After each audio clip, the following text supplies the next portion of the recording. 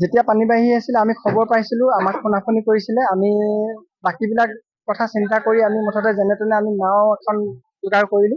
আৰু সেই নাওখনে আমাৰ এটা ধৰি লওক আমাৰ লগৰ নাৰায়ণ চৌধুৰী হওক বা আপোনাৰ শ্ৰৱণ কুমাৰে হওক, আমি গোটেইখিনি একেখন নাওতে আছিলো। আৰু আমি যিমান পাৰিলো চেষ্টা কৰিলো সকলোকে বচাবলৈ।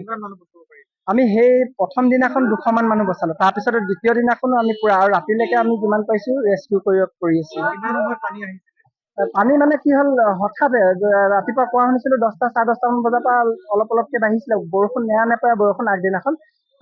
তাৰপিছতে 12টা মান বজাৰ লগে লগে মানে 2 ঘণ্টাতে মানুহৰ মানে ডুবু ডুবু অৱস্থা। আৰু যিটো সময়ত আমি য'ত যেনেকে গৈছিলো, মানুহ প্ৰায় মানে 10 মিনিট বা 15 মিনিট দেৰি হোৱা হলে হয়তো মানে মানুহ এফালৰ পৰা চব মৰিলেহেঁতেন ধৰি লওক। ইয়াৰ এতিয়ালৈকে বৰ্তমান আমি জনা মতে এতিয়া মই এই জাষ্ট ডেড বডি 2টা দেখি আহিছো। এইখিনিতে পৰিয়ে আছে। কোনো পোকলেন বা জেচিবি যাব পৰা অৱস্থাত নাই বা উদ্ধাৰ কৰিম বুলি ক'লেও নোৱাৰে পতককে। একদম বোকা আৰু পানী ধৰি লওক হেৰিত আছে। ডেড বডি 2টা প্ৰত্যক্ষ কৰি আহিছো। আৰু সদ্যহতে আপোনাৰ 2জন ডেড বডি পোৱা গৈছে। যেনেকে আপোনাৰ কৃষ্ণ কৰ্মকাৰ মোৰ লগৰে আছিলে, বন্ধু আছিলে। আৰু এজন জাবাৰ লামা বুলি কয়, তেখেতকো আমি ৰেস্কিউ কৰিবলৈ মোক কৈছিলে যাবলৈ, কিন্তু আমি যোৱা আগে আগে তেওঁ হয়তো ঢুকালে তেতিয়াই। আৰু বাদ বাকী 6জন মান মিচিং হৈ আছে। এইডোখৰ প্ৰপাৰ বিহুবৰ হিলনি, আৰু এই অকণমান সোমাই গৈ বিহুবৰ নেপালী খুটি। নেপালী খুটিৰ অৱস্থা চবতকে বেয়া। মানে গাই গৰুৰ পৰা আদি কৰি 2000 ওপৰত গাই মৰিছে। আৰু আমিতো গৰু ছাগলী চোৱাই নাই, আমি যিমান পাৰিছো আমি মানুহ বচাবলৈহে চেষ্টা কৰিছো। ৰাইজেও কৰিছে, গোটেই অসমৰ আপোনালোকে দেখিছে উধৰ পৰা মুধলৈকে আহিছে, গোটেই ৰাইজেও দিছে।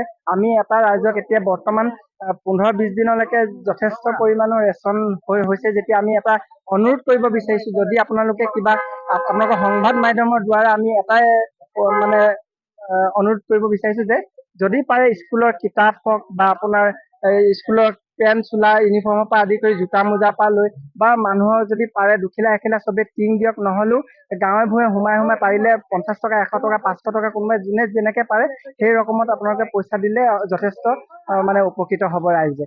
আৰু বিশেষকৈ ক'বলৈ গ'লে এতিয়া ৰেচন পানী উভৈনদী হৈ পৰিছে, এতিয়া প্ৰয়োজন নাই। আৰু ৰেচনৰ পৰা দিলে কি হ'ব, যদি থাকিবলৈ ঘৰ নাই, বনাবলৈ বাচন বৰ্তন নাই বা আপোনাৰ সা সঁজুলি নাই, কাঁহী বাতি পৰা লৈ গিলাচৰ পৰ্যন্ত মানে গেছ ষ্টভৰ পৰা লৈ একো বস্তু নাই, চব মানুহ ধ্বংস উঠি গৈছেগে। আৰু ঘৰে মানুহে উঠি গৈছে যেতিয়া আৰু তাত কি থাকিব। নিশ্চয়কৈ কৰিছে, বহুতখিনি সহায় কৰিছে। চৰকাৰৰ ফালৰ পৰাও কৰিছে আৰু ৰাইজৰ ফালৰ পৰাও বহুতখিনি উপকৃত হৈছে। এঘৰ মানুহত এতিয়া বিশেষকৈ আমাৰ ওপৰৰ অঞ্চলতো জানেই আৰু গৰু ছাগলী ইমান নাছিলে, তথাপিতো অনুমানিত কৰিব পৰা যায় যে এঘৰ মানুহত কিমান ক্ষতি হয়। পানী ডুবিছে যেতিয়া, পলস পৰিছে বা বয় বস্তু সামগ্ৰী লোকচান হৈছে। কিন্তু তাতকৈ মানে কিমান গুণ বেছি আপোনাৰ নেপালী খুটি অঞ্চলত মানে ক্ষতিগ্ৰস্ত হৈছে তাৰ কোনো অনুমান কৰিব নোৱাৰে। হয়তো মই আপোনাৰ থুলমূলকে এটা অনুমান কৰিব বিচাৰিছো যে এজনী গাই আপোনাৰ জাৰ্চি গাই যদি 1 লাখৰ ওপৰত হয়, এঘৰ মানুহত 51 জনী, এঘৰ মানুহত 35 জনী, এঘৰ মানুহত 40 জনীকে গাই থকা সেই পৰিয়াল এজনীও হয়তো বচা নাইকিয়া। নিশ্চয় অনুমান কৰক আপোনালোকে যে কিমানখিনি ক্ষতিগ্ৰস্ত হৈছে। আৰু তাৰ উপৰিও ঘৰ বাৰী পৰ্যন্ত পকা ঘৰলৈকে উটি গৈছে।